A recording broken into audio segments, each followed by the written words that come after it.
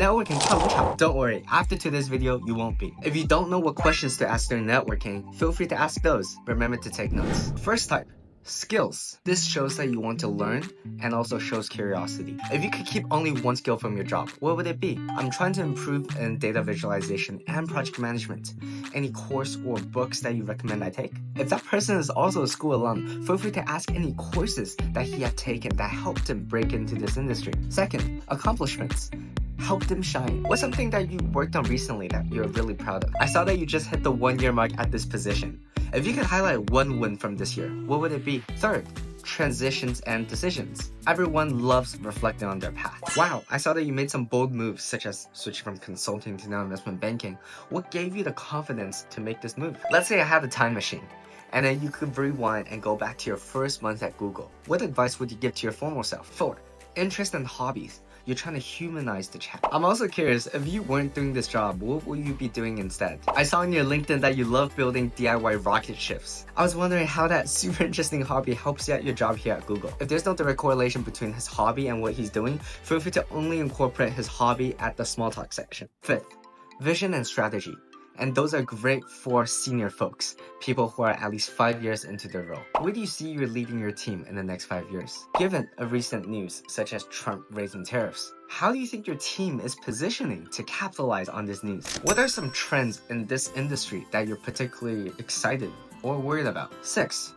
Meta/self-reflection. This might build a deeper connection because you're seeking counsel from them. What was the hardest part about ramping up when you first joined the team? What's something that you wish more people ask you about? Now, I'm going to give you some networking questions that I've asked in coffee chats. You'll notice that they'll be much more personal, a lot longer, and much more tailored and specific. I read your LinkedIn and was super interested by it. You made some really cool moves early in your career, from Columbia Stats to FinTech and now Amex. Let's say if you could go back to your student self 5 minutes before recruiting, what advice would you give to yourself? You've moved across different industries from healthcare to big tech. Was there a particular mindset or skill that helped you stay really effective throughout these pivots? If you could go back to your first month at Google, what mindset or habit you wish you had early on? I saw that you led 40 plus open source contributions before joining Google. That's super impressive. I've also done research in how does these skills coming into data science? Wow, I can hear that you're extremely passionate about your role.